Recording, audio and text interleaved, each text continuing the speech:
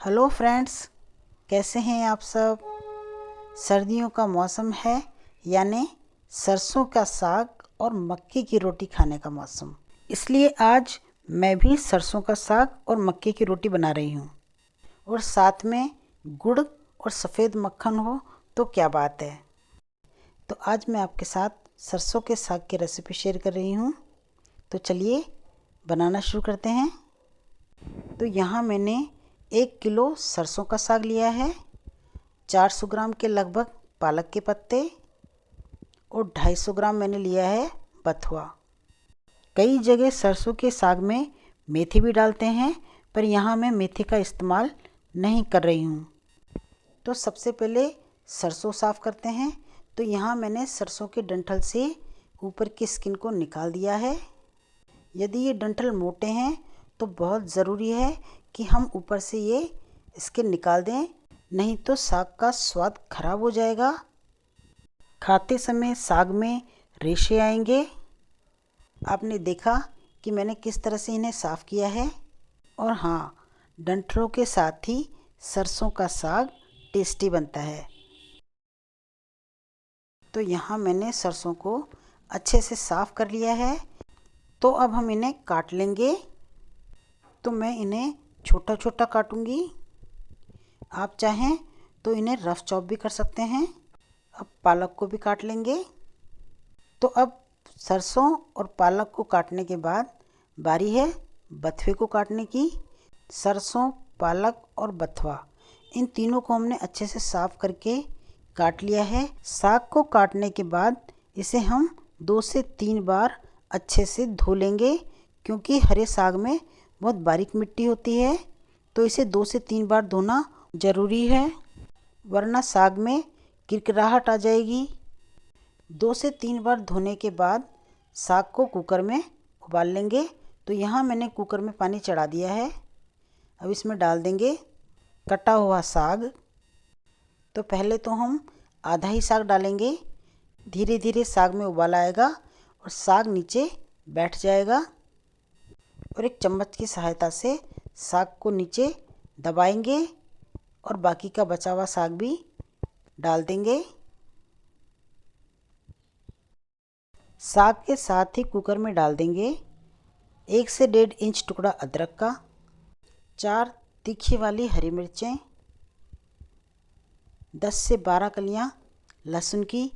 एक बार फिर से इन्हें चम्मच से दबाएंगे और कुकर को बंद करके 3 से 4 विसल आने देंगे।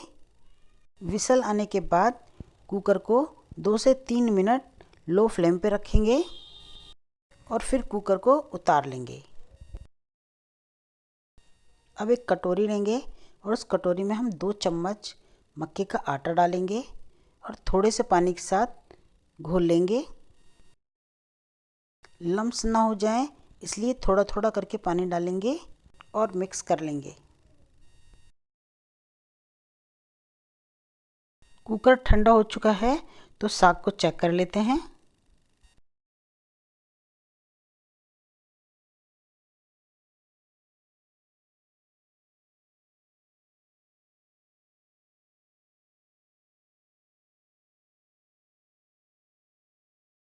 तो अभी हमने जो मक्के के आटे का घोल तैयार किया था उसे साग में डाल देंगे और साग के साथ बढ़िया से घोट लेंगे। अब साग को मैश करने के लिए यहाँ मैं ब्लेंडर का इस्तेमाल करूँगी। आप चाहें तो मिक्सर ग्राइंडर का भी इस्तेमाल कर सकते हैं। हमें यहाँ साग को बहुत ज़्यादा बारीक नहीं करना है, दरदरा ही रखना है। तो अब चलिए फ्रेंड्स, मसाला तैयार कर लेते हैं। तो यहाँ मैंने गैस पे कढ़ाई को गरम कर लिया है और डाल देंगे 1 चम्मच कुकिंग ऑयल। ऑयल गरम हो जाए तो हम डालेंगे घर की मलाई से बनाया हुआ सफ़ेद मक्खन। आप चाहें तो बाज़ार वाला मक्खन भी डाल सकते हैं। अब डाल देंगे कटा हुआ लहसुन और अदरक। तो यहाँ मैंने 1 इंच अदरक का टुकड़ा लिया है और 8 से 10 कलियाँ लहसुन की ली हैं। थोड़ा सा भूनने के बाद डालेंगे 1 बड़े साइज का कटा हुआ प्याज। प्याज को भी अच्छे से भूनेंगे। साथ ही डाल देंगे 2 हरी मिर्चें और इन्हें भी प्याज के साथ थोड़ा सा भून लेंगे। प्याज थोड़ा गोल्डन ब्राउन होने लगे तो डाल देंगे 2 मीडियम साइज़ के कटे हुए टमाटर और साथ ही डाल देंगे सूखे मसाले। तो यहाँ मैंने 1 से 1.5 चम्मच लाल मिर्च पाउडर लिया है, थोड़ी सी डालिए हल्दी, 1 से 1.5 चम्मच धनिया पाउडर और स्वाद के अनुसार नमक। मसाले जले ना इसलिए डाल देंगे थोड़ा सा पानी और अच्छे से मिला के 3 से 4 मिनट के लिए लो फ्लेम पर ढक देंगे ताकि मसाला अच्छे से कुक हो जाए और टमाटर भी सॉफ्ट हो जाए। मसाला चेक कर लेते हैं। तो मसाला हमारा अच्छे से कुक हो गया है, टमाटर भी सॉफ्ट हो गए हैं। पिसा हुआ साग डाल देंगे।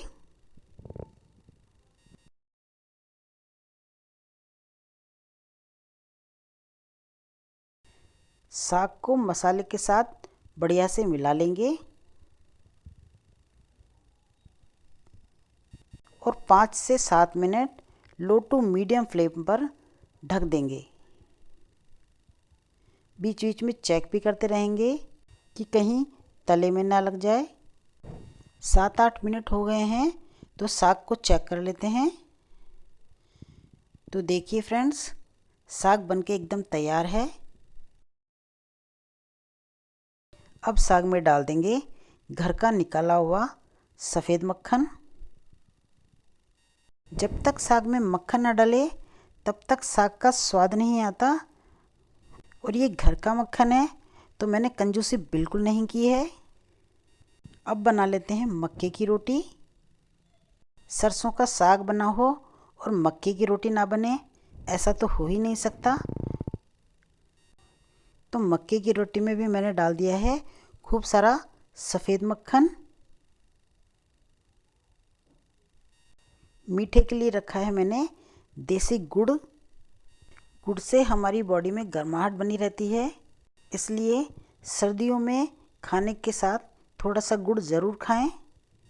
तो फ्रेंड्स, इस सर्दियों में सरसों का साग और मक्के की रोटी ज़रूर बनाएं। तो कैसी लगी आपको आज की रेसिपी, कमेंट्स करके ज़रूर बताएं। और यदि आपने मेरे चैनल को सब्सक्राइब नहीं किया है तो प्लीज़ मेरे चैनल को सब्सक्राइब करें। और आपके प्यार और सपोर्ट के लिए धन्यवाद।